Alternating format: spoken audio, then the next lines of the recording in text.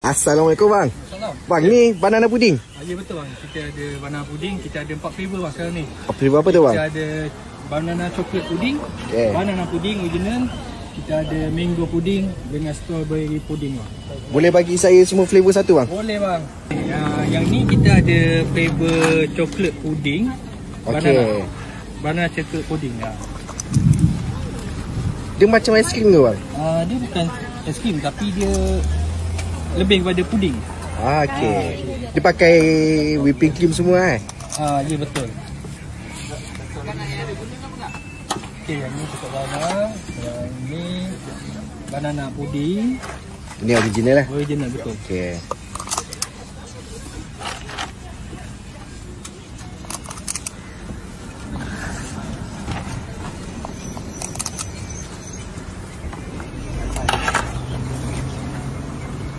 Yang ni mango puding. Oh, okey. Okey, ni salah satu flavor baru kita juga lah. Ni baru add Betul. new edition lah.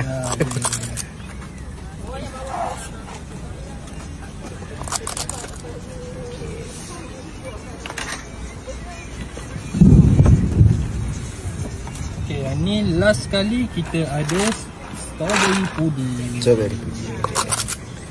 Ni kira macam mana bang? Satu set ni. Okey, kita satu cup ni kita RM9 saja. RM9. Ya, kita akan bagi satu topping lah. Ni biskop. Biskop.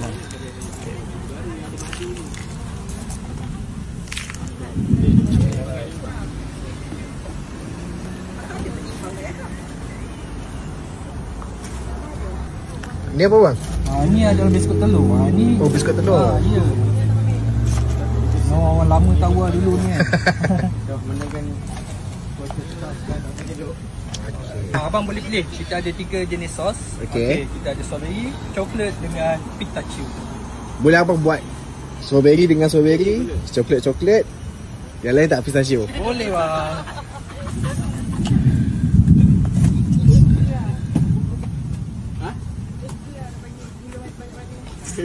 Ni nak makan terus ke?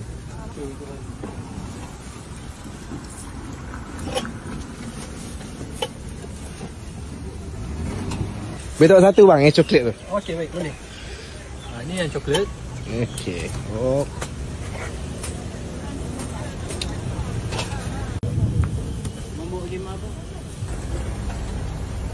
So, akan operasi daripada pukul 3.30 sampai pukul 6.30. Okey, hari-hari buka? Kita orang akan niaga ada hari Rabu sampai hari Ahad.